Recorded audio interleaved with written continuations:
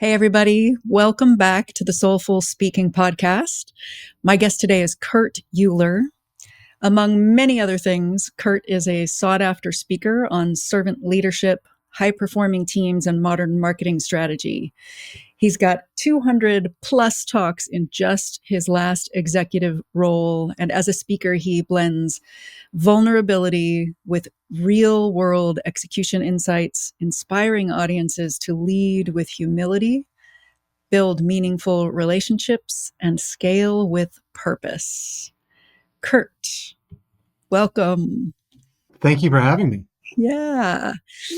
I love to dive right in. So let's get straight to it and start at the beginning. Where did your speaking journey first begin? It first started actually as part of a corporate career back in probably 2005 or 2006. I had a CEO who was the former president of Disney theme parks. We were at a software and technology company, and I had an idea about how I could substantially grow the company, but completely different than our business line. And he basically said, "Hey, here's a private here's a private apartment code you can build things to. You've got a $150,000 budget. Keep your day job and go figure it out." And we started getting some big traction. And the first speaking opportunity I had was in front of 500 people at a large video game conference, speaking about where I saw things going. And how did that first one feel for you? At that size, that one felt good. There was enough people in the audience that it wasn't real to me. I didn't Mm. have the stress or the freak out that you sometimes get with smaller groups or bigger groups for different people. Mhm. But I actually don't remember at all like what actually came out of my mouth. People seemed happy, but I have no idea what I actually said. Sometimes that's a sign that we're so deeply present in the moment, like in flow state, that we cannot remember. And sometimes it's a sign that we're actually sort of having more of an out of body experience.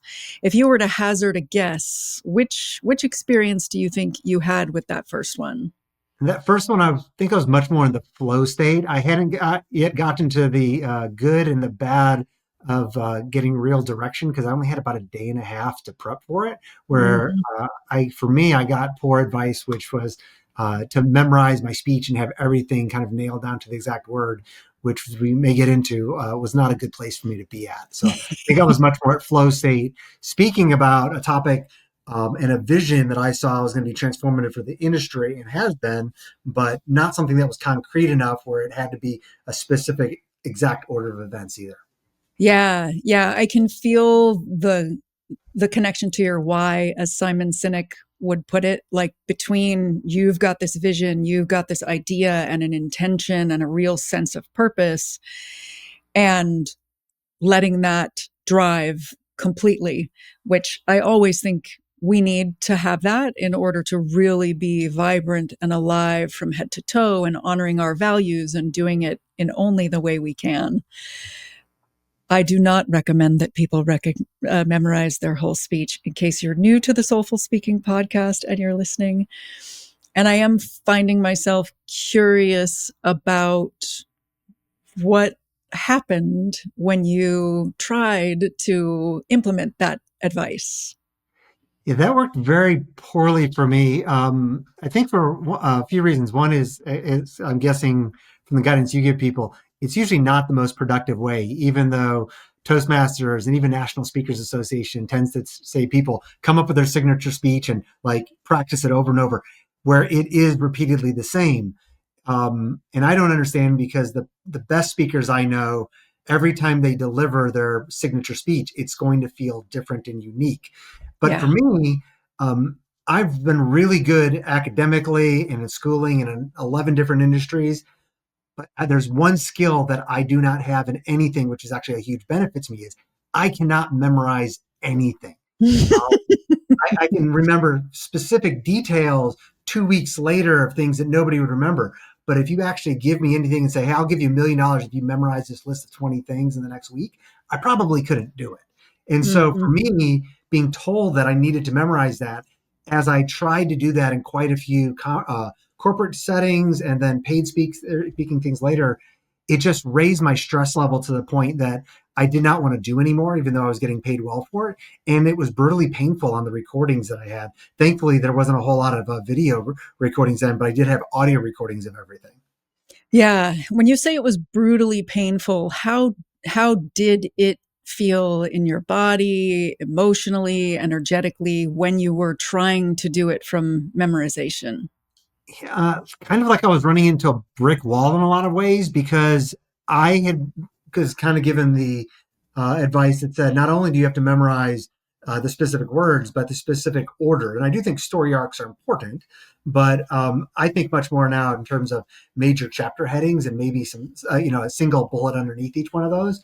And so Hmm.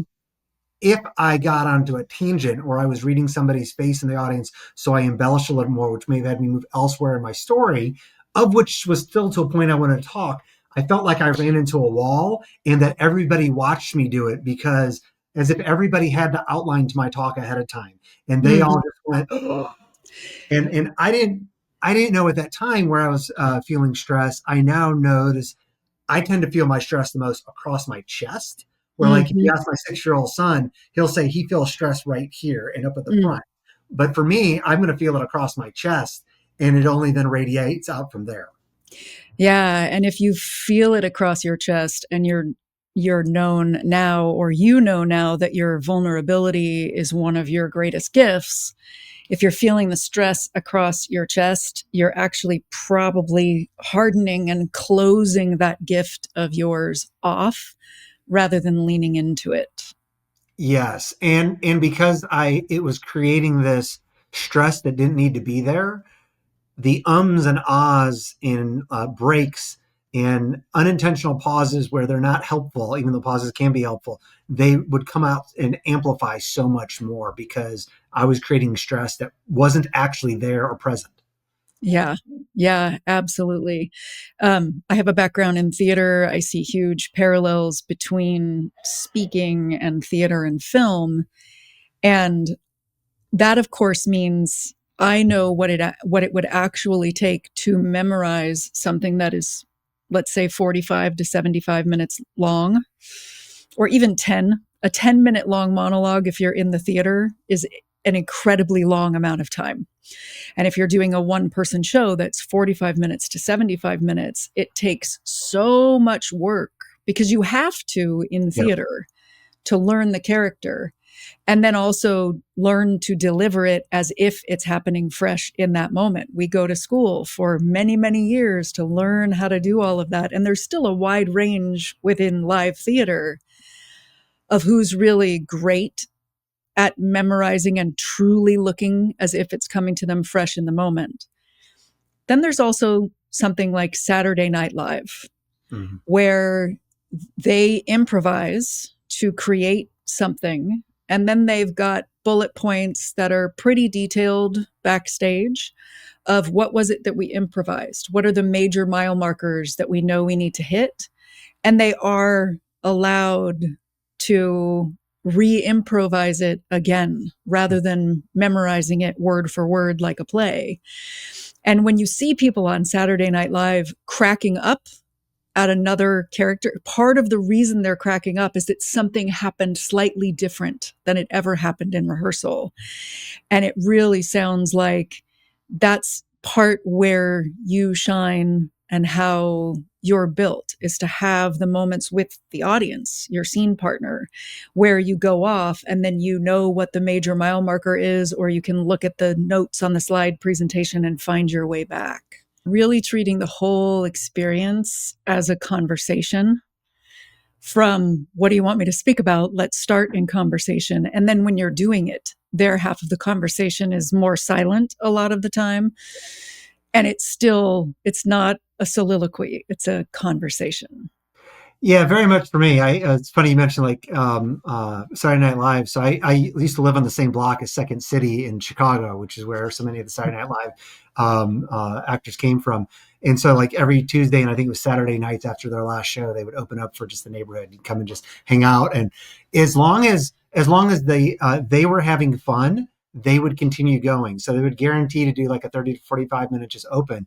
But there were several nights we would keep them there at 2 or 3 o'clock in the morning because once you've been there a few times at that point in the neighborhood, you're like, what can I throw out when they have topics to possibly either make them enjoy it more or to throw them off their game, at which point, to your point, that's just fun for them. While I try to do it well, I'm always amazed when I'm in the room with somebody where I feel like I have not even begin to touch what like true mastery looks like. It was Mm. about 3 months ago. Les Brown, one of the number one, number two, most I guess largest names in motivational speaking. He's based here in Georgia. A member of our local NSA chapter came and talked. And so he gave about 45 minutes of kind of just a private teaching to those of us that were in the room. Wow, that's a flow state and being able to just go straight into something that I didn't even know was possible. I'm betting you admire it because you have it in you. I think I do at some point. But even somebody to watch like him, who knows how many hundreds of thousands, if not millions of people he has spoken in front of, he still gave the talk about the first time he had his largest talk at the time where he'd spoken to a couple of dozen people at a time. And he walks into, I think it was the Georgia Dome. There's tens of thousands of people. And this is 30 or 40 years later. And he's still crying as he's telling the story because it's so Mm. emotional for him to walk in. Just as he starts to walk up and says, wait a second, like I thought I was going to go talk to 15 people. What do you mean? There's 45,000 people out there. I'm not going out there. Hmm. And he was still crying because of where it's at. I'm like, oh my gosh, if that's the emotions you have now, what did you have when you actually did it in real life? But you still did it and got through it, and it was incredible. Yeah. You brought up numbers. I remember that you mentioned that when you're in front of thousands of people, you're all good. Mm-hmm. And sometimes it's more the range of 9 to 30 people that's your personal freakout zone. Can you tell us about one of your most challenging 9 to 30 people talks? Yeah, my biggest 9 to 30 people talks. It's in the boardroom. It doesn't come up as much. I still am aware of it in that time frame, but there's a lot of posturing and flow state that just comes in at board presentations and a lot more questions back and forth. For me, the ones that come up the biggest have been when it's that kind of 9 to 30 range, and it's people that I work with, and so they're not necessarily like weekly status meetings, but there's something bigger than that where we're getting together. Virtual is a little bit worse for me than actually in person as well, Mm. and I know the people. Most of the people, if not all the people in the room, actually report to me, and for some reason, that actually mentally, I think, makes me feel like I'm on a pedestal and gets me into a freak out as if like I can almost picture the pedestal being smaller and Mm. I'm concerned about falling off of it to some degree and Mm. everybody would watch this happen.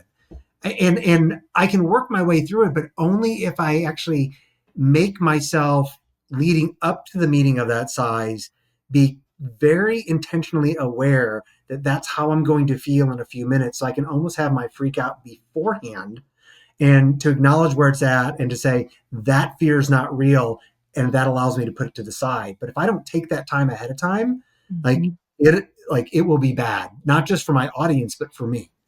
Yeah, yeah. Taking the time, I call our inner critics the soul suckers because they have a habit of sucking the soul out of our voices, and shoving them in a closet and trying to pretend they're not there is not a very good strategy. Whereas what you're describing is you give them the chance to let you know what they're nervous about. And then the you with the intention Yep. and the sense of purpose is the one who takes the wheel after allowing those nervous parts to feel like they've been seen and heard.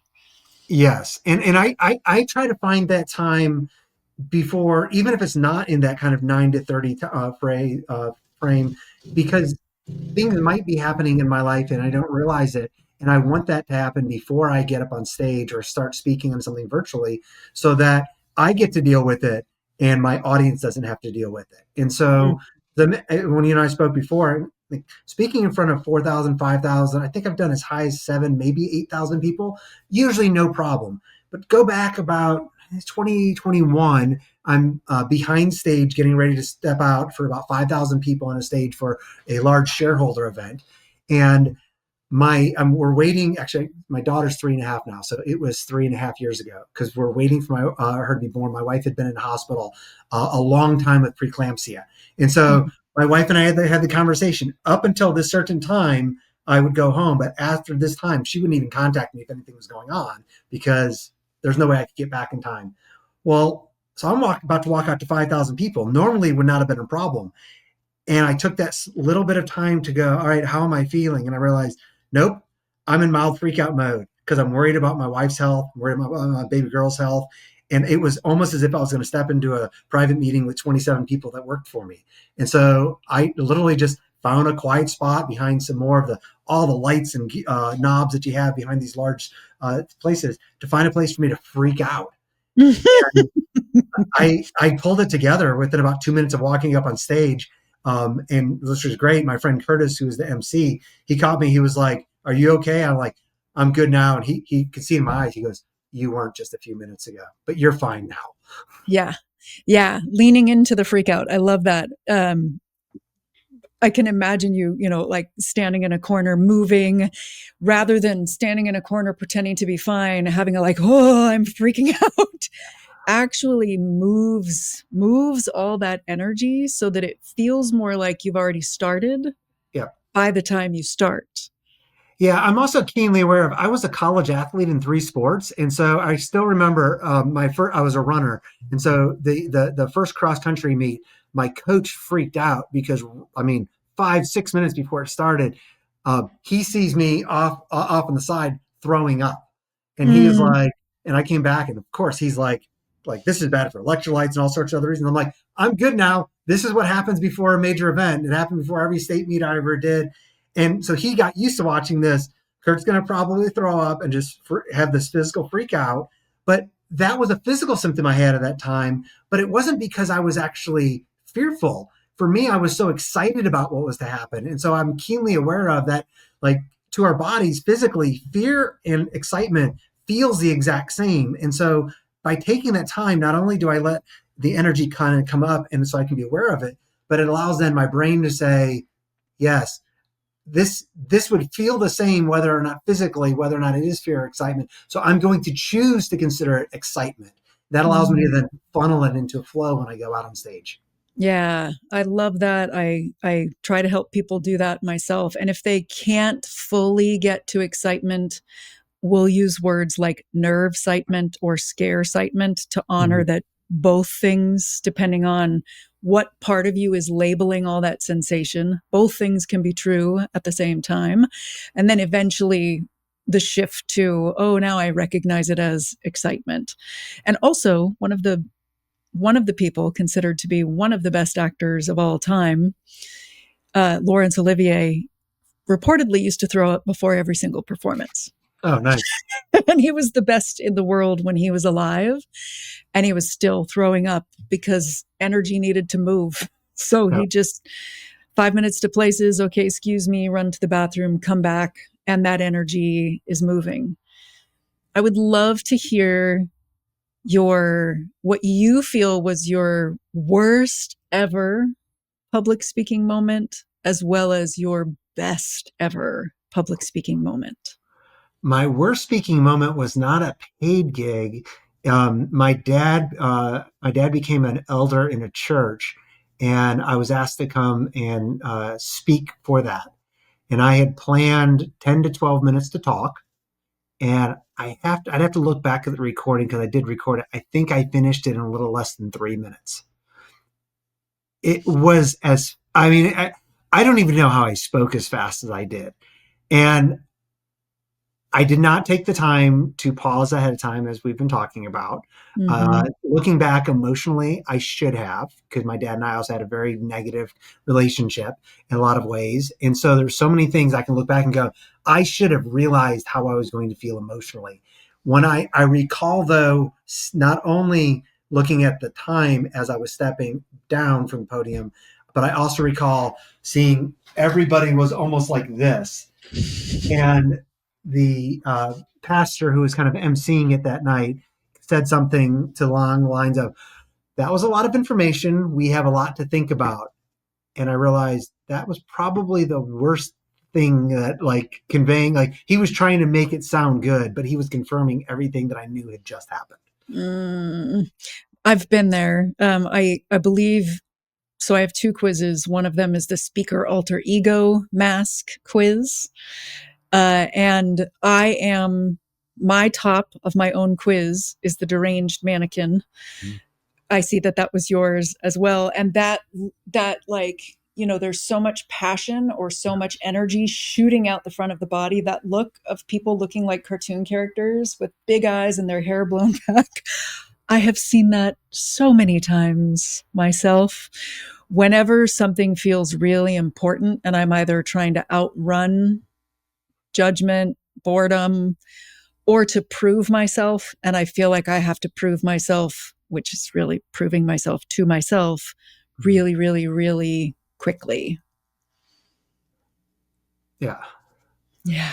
Well, so that was probably the worst. And you asked about the best. I've had a lot of really good in person ones, but what probably stands out as the best feeling to me was I had a corporate client, Fortune 100 company that I was doing they had this was during COVID, and they were doing they were doing a corporate conference just for their employees around the world. And so I gave a keynote to them. As part of a lot of my keynotes, I'll give a survey afterwards to ask. And I was approach to speak about servant leadership, but also very much given the wording of we don't, for a variety of reasons, and they did tell me the reasons, we don't like that term within the company. So we'd like it to be portrayed as creating high performing teams and not Mm-hmm. leading with authority. And I gave a survey. I had a survey link afterwards, and there was 3,000 to 4,000 people that were on this virtual event, and I had over 1,000 people fill them out. And then what was great was I had managers and directors of divisions come back to me for months later, commenting about how people were still talking about it, and they were seeing the change in themselves and their teams from trying to implement things. That just gave me chills. It's so fun when we actually get to see the impact beyond the room, feel the impact in the quote unquote room. And then every once in a while, we get that kind of like, this is how it continued to ripple through their lives later. We don't often see it. We kind of have to hope and imagine that that's happening. So, how fun that you got to see it. Mm-hmm. Yeah. Again, that's you being in conversation and coming back to the conversation with the survey, even after it's over. You mentioned that speaking virtually is the hardest for you. I also understand that you're willing to do a little bit of coaching. And I think it might be fun to have you do 60 seconds of the beginning of something and then play a little bit together. Okay. So let's talk about leadership. Or what I think we're going to uncover here is that many of you aren't leaders, you're barely managers, if that. And so I say that because I think too many people complicate leadership. For me, leadership fundamentally is either you're an authoritative leader, which is at the end of the day says you can do things the way I say it, the exact timing that I say it, and not ask too many questions, or at the end of the day, you're fired. Or there's a servant leadership approach, which says, look, the moment I hired you, I'm actually not hiring you to do something. I'm hiring you to accomplish business outcomes for me. And when I take that approach, what I start to realize was even if you're the nicest person, the nicest boss that person's ever had, at the end of the day, you're still leading by authority and a threat of firing. You're not actually leading them. The case is you're managing them with fear. Awesome. That was about 50 seconds. And I love it when you just stop when it feels like the arc is over. What is something that you loved about that first one? And what, if anything, did you feel like you wished it was different in some way? I wish I had just a little more time to think about it. That was usually a little bit after an intro that I'll have, kind of setting up the tone, where I can speak to who the people are that's in the room. Um, but I like being able to just kind of to riff from something that every time I would give that, it's going to be fundamentally different, but yet still the same major talking points. Yeah. Yeah. Well, thank you for jumping right in. It, for people listening, the surprise sort of mimics what you might feel if it were real instead of, hey, I'm just talking to Laura. You know, it gives you a little bit of the fire of the nerves of possibly even the 9 to 30 people zone that is not your favorite, or being on Zoom. So I love to give people a framework of intend, align, invite.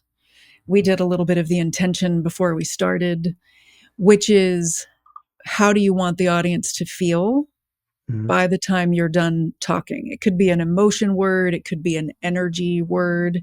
If you boiled that down to one word or a short phrase, what would your intention be?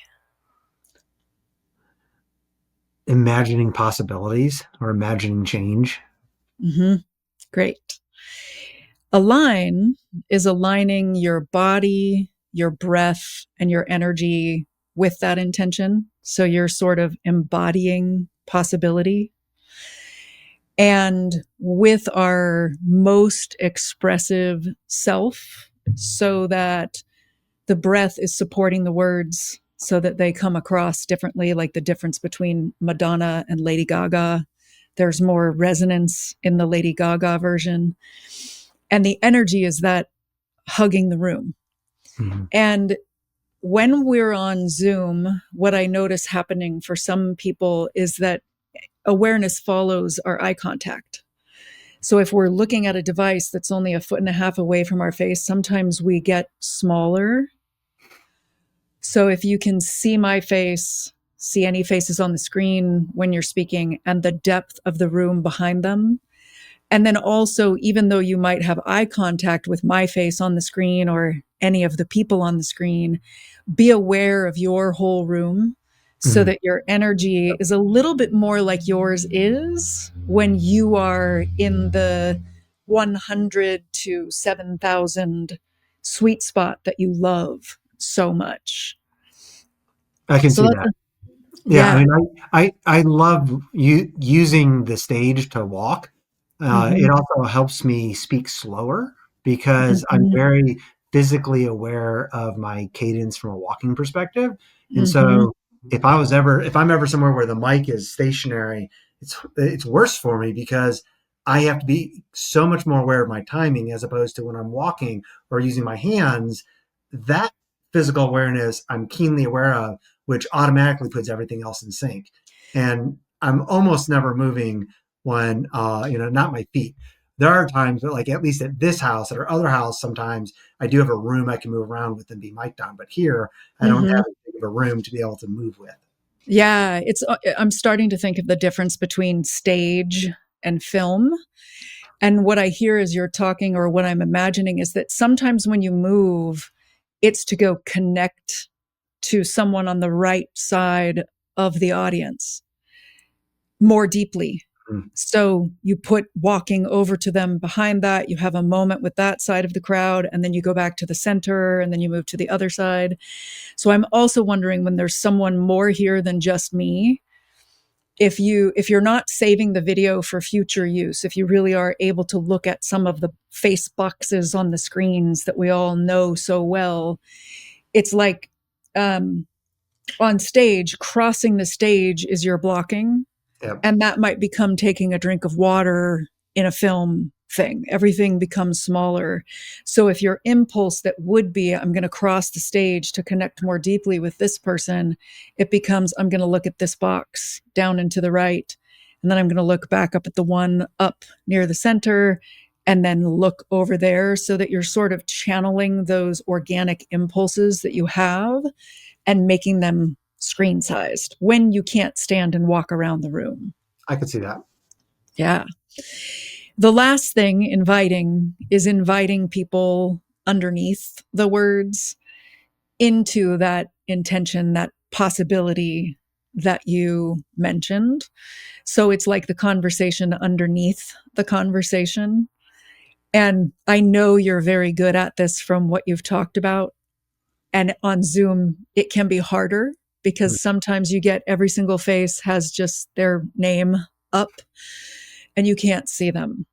So there's a bit of, if you can see some faces, listen to their nonverbal half of the conversation as you do when you're live. Yeah. If you can't see the faces, can you start to imagine what the faces might be doing? so that your timing leaves room in this awkwardness of, I'm not going to give you my face? Yeah. Are you willing to do it again and play with the intention, the inviting them into the vibe of that intention, and then the aligned breath and energy kind of holding a bigger room, and do it one more time? Sure. I'll give it a shot. All right. Ready when you are. All right. Thank you all for coming today as we talk about leadership, or as I think what some of us will uncover, not actually leading, but barely managing, or maybe even managing based on fear. Even though you may feel like you're the nicest person that your team has ever had the ability to work for, they may say, yeah, you're the nicest boss they've ever had. But at the end of the day, there's this fear where your employees believe that if they don't do what you say in the way that you say to do it, in the time frame, that they're going to be fired. Or if something comes up like elder care or something happens and they're less productive for a week or two, that they may be concerned for their job. That's completely different than what I view as true leading, that says, look, I'm not hiring people to do a set of tasks. You don't want people to do a set of tasks. You may think that's what you hired them, but you actually hired those people, I would guess, to help you reach a business outcome. And probably not just in the next 7 days, but different things over 3 months and 6 months and 12 months. So are you trying to find a way? Do you feel like you're finding a way to help serve those people so that they actually can reach those outcomes? Great. Thank you. How did the second one feel different from the first one? Better, a little bit more meandering for me, but could also be that I'm just kind of riffing as well. So trying to have that perception around walk the room a little bit. Yeah. Yeah. And every time somebody throws a new curveball, sometimes it throws you a little bit this way, and then you integrate both and you come back. Thank you so much for jumping in and doing that. If people want to reach out to you and go deeper into a conversation with you about servant leadership, where can they reach you? My personal website at Kurt Uhlir, UHLIR.com, or you can just type Kurt Uhlir leadership into Google and you'll get things that I've written. People have written about some of my keynotes. So it's not always just my viewpoint of things, but my website's the best way to find me. Fantastic. And now it's time to slide into our Pivo pivot. Kurt, what is your favorite word? Consistency. What is your least favorite word? Automation. What turns you on creatively, spiritually, or emotionally? Connections with people. What turns you off? Authority. What's your favorite cuss word? I don't know if I have one. I really don't. It's equal opportunity cussing. Yeah. Strategic cursing. What sound or noise do you love? Um, the sound of a horse running. Mm. What sound or noise do you hate? That's a great question. Uh, an airplane engine. I've spent way too much time in airplanes. What profession other than yours would be fun to try? Being a full-time rancher. And what profession would you not like to try? Uh, being an artist, a sculptor, or a painter. And what do you hope people say about you on your 100th birthday? I'm glad that I knew him. Well, I am glad that I know you. Thank you so much for coming on the show today and for being so vulnerable as you always are. Yeah, thank you for having me. All right. And if you are someone who loves this episode, loved the conversation, enjoy deep conversations about soulful speaking like this, please listen again, rate it, share with a friend, and all that stuff. And I will be back next week.